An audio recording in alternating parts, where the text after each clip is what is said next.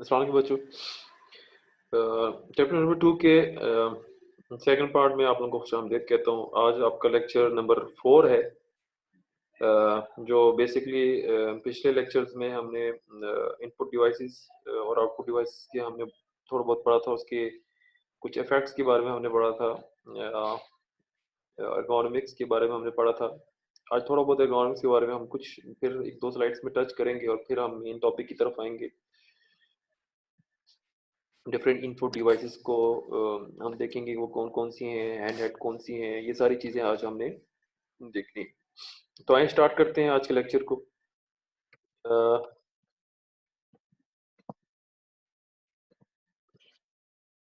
Input devices में कुछ hardware office hardware suggestions भी हैं कि अगर फॉर एग्जाम्पल हम इस एर्गोनॉमिक्स को हम अगर इम्प्रूव करना चाहते हैं तो उसमें हमें क्या क्या चीज़ें करनी चाहिए। तो उसमें अगर हम ऑफिस की अगर हार्डवेयर की सजेशन देखते हैं तो बेसिकली जिस तरह हमने उसमें पिछले लेक्चर में हमने स्लाइड्स देखी भी थी कि हमें चेयर कौन सी यूज़ करनी चाहिए, ये सारी चीज़ें हम आज की स्लाइड में हम देखते हैं कि office chair should have adjustable arms arm rest and height. बाजू रखने के लिए मतलब आपके अगर हम चेयर्स की बात करते हैं या टेबल्स की बात करते हैं तो उसमें आर्म रेस्ट भी होना चाहिए, उसकी हाइट एक प्रॉपर होनी चाहिए, एडजस्टेबल होनी चाहिए। अ, आपकी जो कमर की लोअर बैक है उसको एक सपोर्ट मिलनी चाहिए चेयर के जरिए। Desk should have the keyboard tray. वो ना आपकी डेस्क के अंदर आपकी होती है। अगर हम इसको कंप्यूटर सिस्टम की अगर अगर टेबल की बात करते हैं, keep hands at the keyboard height, place the monitor at high level. तो अगर हम ये सारी चीज़ें इसके स्टैंडर्ड्स के मुताबिक करते हैं तो हमें जो हमारा जो एर्गोनॉमिक्स है वो बेसिकली हमारा इम्प्रूव हो सकता है। इसी तरह जो अगर हम रिपीटिटिव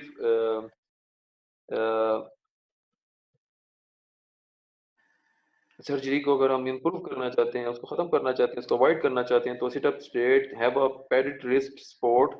आपको नज़र भी आ रही है नीचे पिक्चर्स में। Keep your arm straight, keyboard properly and take frequent breaks. ठीक है। तो हाथों की थोड़ी सी वर्जिश भी हो जाएगी, उसको रिलैक्स भी मिल जाएगा, तो फिर आपका काम आसान होगा। आप उसको अवॉइड कर सकते हो आरएसआई।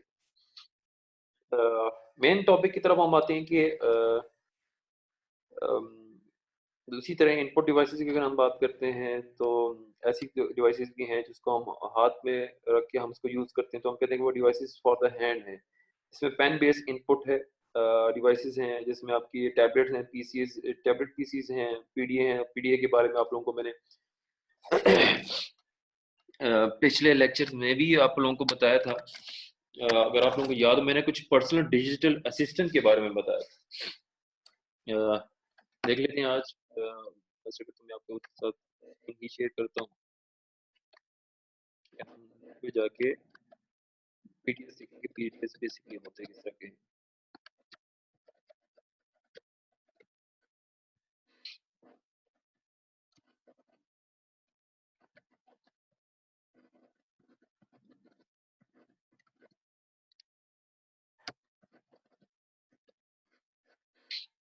ये ये कुछ आपके भी पर्सनल डिजिटल असिस्टेंट है जो पेन पे आपके चलते हैं। पेन एज अ पॉइंटर भी काम करता है और pen as a input device का भी काम करता है। ये देखें, ये तमाम जैसे भी आपके पीडीएफ हैं।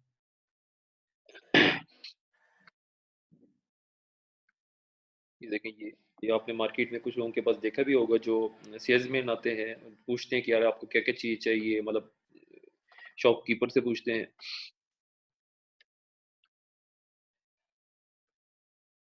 ये देखें इस तरह करके होता है। ये थोड़ा स्मार्ट सा है। ये देखें, ये थोड़ा सा पुराना वर्जन है इसका। ये क्या है, सारे आपके पर्सनल डिजिटल असिस्टेंट हैं। अब मैं आपको पेजर भी दिखाता हूँ। पेजर भी इसी की एक टाइप है। ऐसे करके पेजर होता है। टिकट चल रहा होता है, ये बेल्ट के साथ लगा होता है। ये देखिए, ये भी है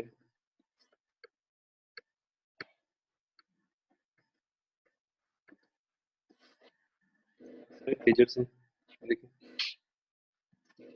तो ये भी आपकी पीडी है कि आपकी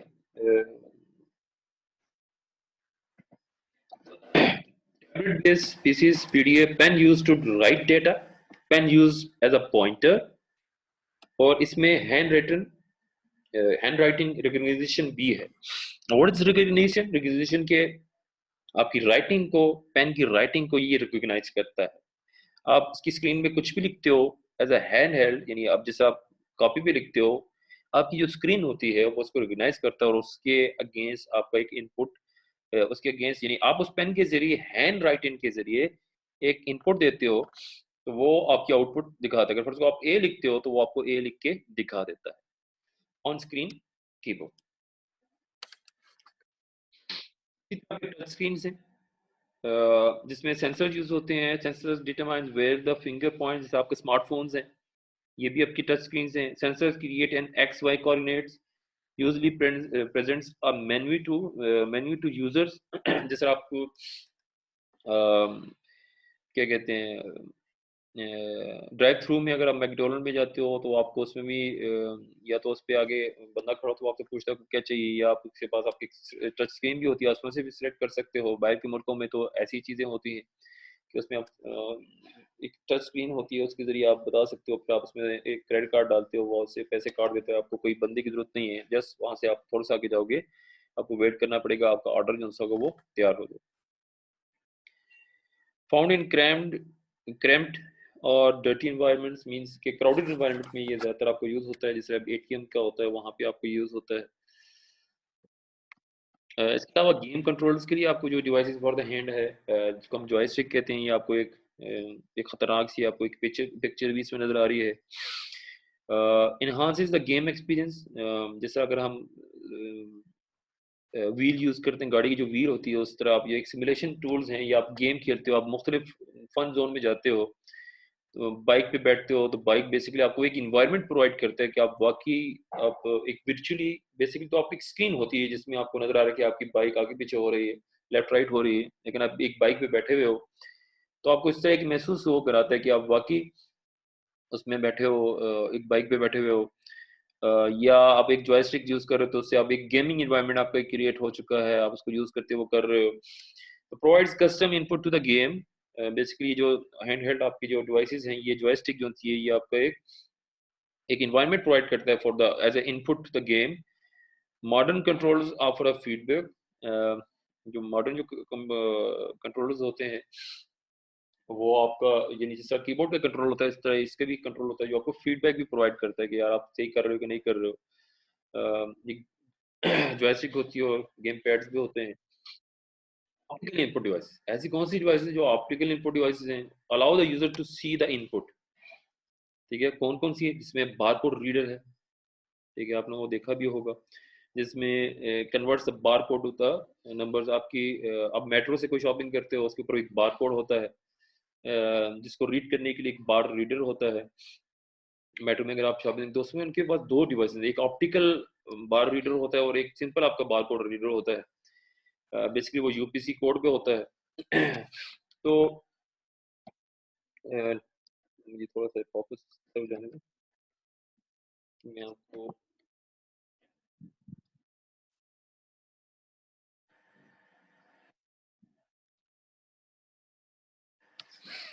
यूपीसी कोड होता है। लेट मी चेक, हम चेक करते हैं कि इसकी स्लाइड आपको और अच्छी तरह समझ आएगा। तो ये साइड हो।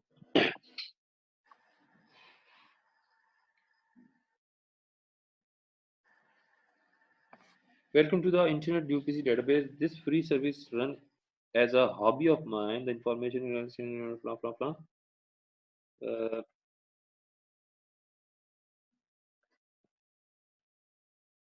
हैं, uh, जो एक CSV फाइल के अंदर मौजूद है।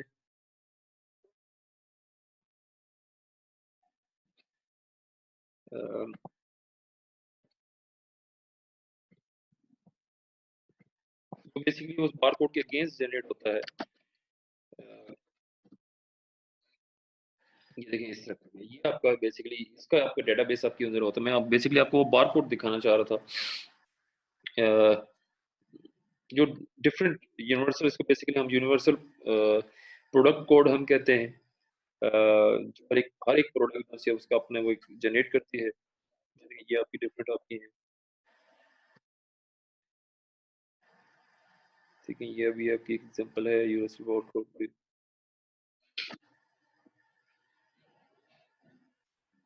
ये एक अलग है आपकी एग्जांपल है जिसमें बताया हुआ है कि ये तकरीबन 1.25 इंचेस का होता है और इसकी जो विड्थ होती है वो 0.5 होती है, सॉरी लेंथ होती है, और विड्थ जो होती है 1.25 होती है। ये आपकी दिक्कत आपकी इमेजेस हैं।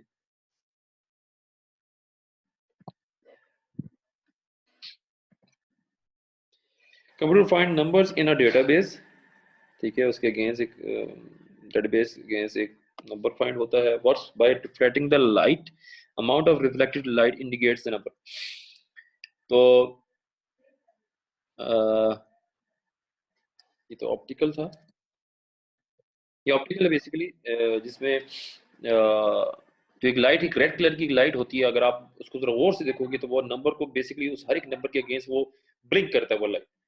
तो बहुत इतनी तेजी से ब्लिंक करता है तो वो आपको सही तरह नजर भी नहीं आता होगा, और उसके अगेंस्ट एक बार कोड को वो रीड करता है कि यार इसका क्या, और वो एक स्कैन हो जाता है। इसी तरह ऑप्टिकल इनपुट डिवाइसेस में इमेज स्कैनर्स भी हैं जो इमेज को स्कैन करते हैं, converts printed media into electronic. For example आपकी स्कैनर होता है, या इससे अगर आप गूगल पे आजकल देखो, आप सिर्फ टेक्स्ट को ही वो सर्च नहीं करता, वो आपकी इमेज को भी, अगर फॉर तो आप इमेज उसके अंदर लेके आते हो तो वो इमेज के अगेंस्ट भी वो चीज भी आपको वो एक सर्च करके देता है। Reflect lights off an image, sensor reads the intensity of the image, ठीक है, फिल्टर्स डिटरमाइन कलर डेप्थ। तो उसकी बेसिस पे आपकी जो सर्चिंग होती है वो आसानी होती है। देखते हैं यहाँ पे एक स्लाइड भी एक वेबसाइट में दी हुई है। अ,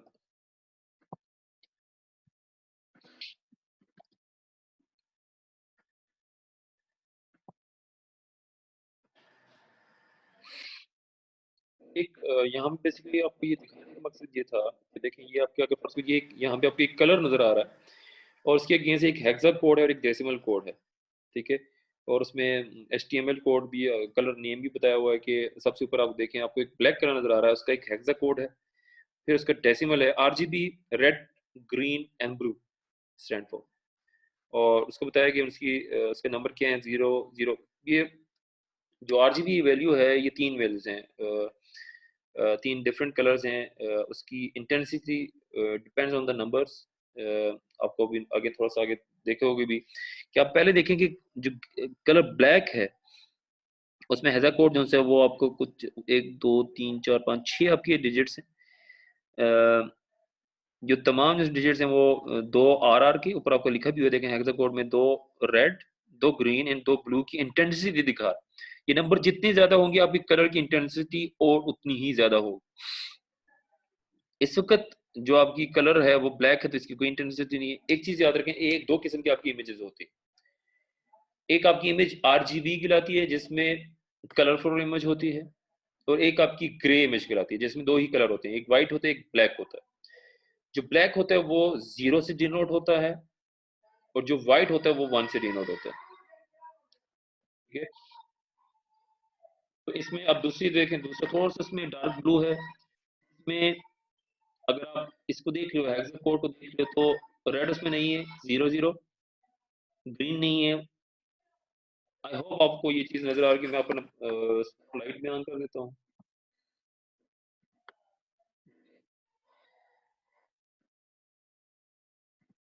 ये देखिए, ये दूसरी जो इसमें पहले दोनों 0 0, दूसरी 0 0, ब्लू है तो वो 3 3 इसकी इंटेंसिटी, ठीक है। जो डेसिमल में वो 51 है, और तकरीबन जब वो ब्लैक कलर ब्लू कलर बन जाता है तो उसके आगे देखें ब्लू कलर आ गया। थोड़ा सा इंटेंसिटी ज्यादा होती है जब वो 255 पे पहुंचती है, और हेक्सा में उसका जो कोड है वो FF है। और इसी तरह आगे देखें, ये पूरा आपके जो इसमें है, ये हर एक कलर के अगेंस्ट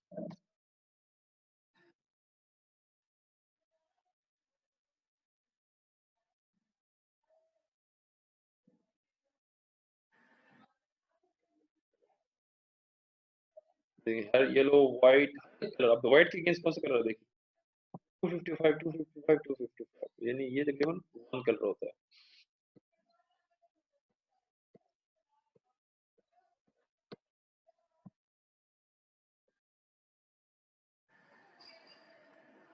ठीक हो गया। ये आपके एक यहाँ पे आपको बताना, अब आपके पास अब उस स्कैनर के अंदर जो भी इमेज आएगी वो उसकी, पहले तो ये होता था ना कि टेक्स्ट के अगेंस्ट एक आस्की वैल्यू जनरेट होते थे, अब उस इमेज के कलर के अगेंस्ट एक जो नंबर्स में आपकी एक वैल्यू क्रिएट होगी जिसकी बेसिस पे आपका कंप्यूटर जो सा है वो उसकी वैल्यू को गेट करेगा और रिकॉग्नाइज करेगा। ठीक है। तो इस वेबसाइट को आप भी चेक करो, ये मैं जब स्लाइड्स प्रोवाइड करूंगा उसके अंदर ये मौजूद होंगी।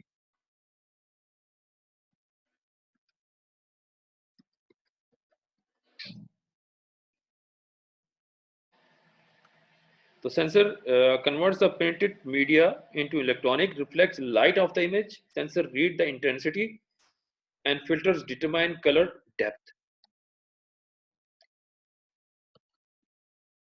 नेक्स्ट से ऑप्टिकल इनपुट डिवाइसेस में इसको हम कहते हैं ऑप्टिकल कैरेक्टर रिकग्निशन।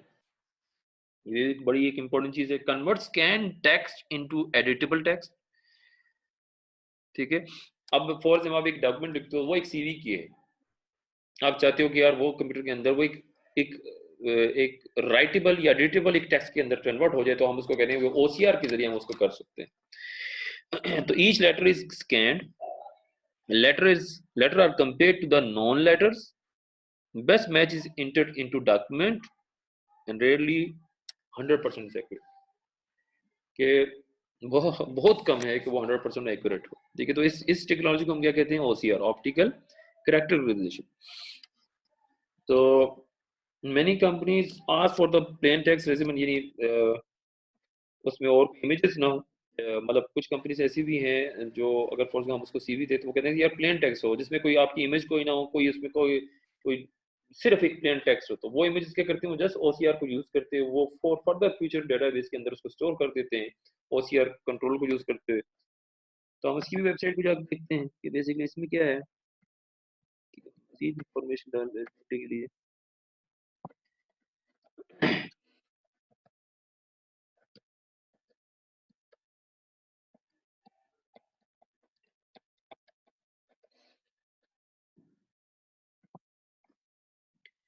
तो ये भी जो मैंने स्लाइड दिखी इसमें मैं आपसे पूछ सकता हूँ कि यार इस कलर के अगेंस्ट क्या हो सकता है, आपकी वैल्यू कौन सा हो सकती है।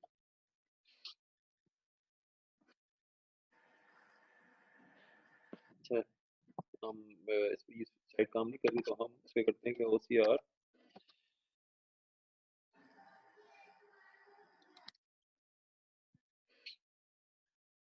ये देखिए एक बड़ी प्यारी सी इमेज है। जैसे वो कुरान आप पढ़ते हो तो वो एक पेन के जरिए आपको, वो आप पेन इसके ऊपर फेर रहे होते हो उसके राइटिंग पे, तो वो आपको बता रहा होता है कि इस वक्त यहाँ पे क्या लिखा होता है। एक बहुत प्यारी की इमेज है, देखो इसमें आपको नजर भी आ रहा है ये क्या कर रहा है, ये प्लेन टेक्स्ट को एक पढ़ और साथ साथ वो बोलता जाए। और ये भी एक है, बेसिकली इसकी क्या ब्लॉक डायग्राम की, document scan image file OCR requisition and text document, वो टेक्स्ट डॉक्यूमेंट क्रिएट करके दे देता है। ये भी एक बड़ी प्यारी इमेज है उसकी।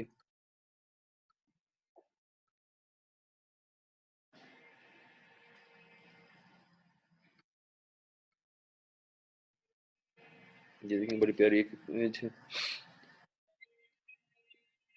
आपने एक वो देखी होगी, कुछ आपकी पीडीएफ फाइल्स ऐसी होती हैं जिससे आप कॉपी पेस्ट नहीं कर सकते, उस फाइल के अंदर इमेजेस को पुट किया होता है, और उसको कॉपी पेस्ट नहीं कर सकते। तो गूगल डॉक में अगर डाल जाके उसको रखते हो और फिर उसको कहते हो कि गूगल डॉक, तो कहते हो कि यार या आप गूगल ड्राइव में जाके उसको रखते हो उस फाइल को और उसको कहते हो यार गूगल डॉक्स में इसको खोल के दिखाओ, तो खोल के वो दिखाता है, तो वो उसमें वो सारा जो प्रिंट होता है वो निकाल देते हैं। तो क्या होता है उस वक्त उसमें वो ओसीआर यूज कर रहा हो जिसमें वो करेक्टर को जो है वो रिकॉग्नाइज, ठीक है, जो 100% ठीक नहीं होता।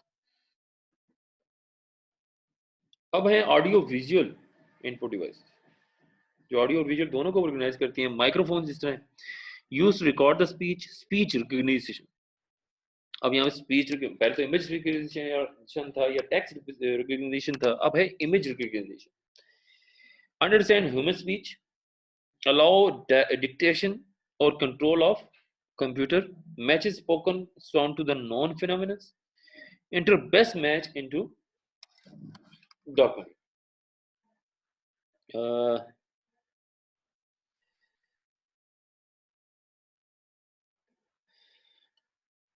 इसकी भी आप एग्जांपल आप नेट पे देख सकते हो, जैसे आप आजकल जो स्मार्टफोन स्मार्ट आपकी टीवीज हैं, उसमें जो रिमोट होता है उसके अंदर आपकी गूगल असिस्टेंट आप यूज अगर एंड्रॉइड की टीवी लेके आते हो, उसमें गूगल असिस्टेंट होता है। गूगल असिस्टेंट को कहता है कि आप एक बटन उसके साथ उसको सिंक करना पड़ता है, पेयरिंग करानी पड़ती है। उस बटन को प्रेस करते हो तो या यूट्यूब में आपको सर्च का बटन अगर आप उसको देखते हो, उसमें आप कहते हो आप कोई चीज सर्च करते हो, या पाक वर्स जिम्बाब्वे या पीएसएल मैच को सर्च करते हो, तो जस्ट पीएसएल फाइनल मैच या पीएसएल मैच करते हो तो वो तमाम ऑप्शन वो खोल के दे देते हैं। तो क्या होता है बेसिकली उस वक्त वो स्पीच रिकग्निशन करता है, ठीक है। इसी तरह इसकी बेसिस पे आपकी डिफरेंट एप्लीकेशन बनी है, जिसमें आप लैंग्वेज लैंग्वेज ट्रांसलेटर भी आप कर सकते हो कि आपको फॉर आप फारसी में कोई बात करते हो या चाइनीज में कोई बात करते हो या पश्तो में कोई बात करते हो, तो वो कहते अगर उसको कहते हो कि यार इसको इंग्लिश में कन्वर्ट करके दिखाओ, तो वो उसको इंग्लिश में वो बोल के दिखाएगा। ये सारी आपकी जो सी एप्लीकेशन हैं ये आपकी स्पीच रिकग्निशन की आपकी examples. Musical instrument digital interface, जिसको हम मिडी भी कहते हैं, connects musical instruments to computer, digital recording and playback of music. Musician can produce professional results. और लास्ट में है आपका audio visual input devices, digital cameras captures image electronically, no film is needed. बहुत काम आसान हो, डिजिटल कैमरास के आने की वजह से काम बहुत आसान। अब तो खैर डिजिटल कैमरा भी लोग बहुत कम यूज करते हैं, हम मोबाइल से ही वो काम निकाल देते हैं। हमारे बहुत अच्छे मेगापिक्सल के हमारे पास स्मार्टफोन मौजूद हैं, अब हमें डिजिटल कैमरास की जरूरत भी नहीं है।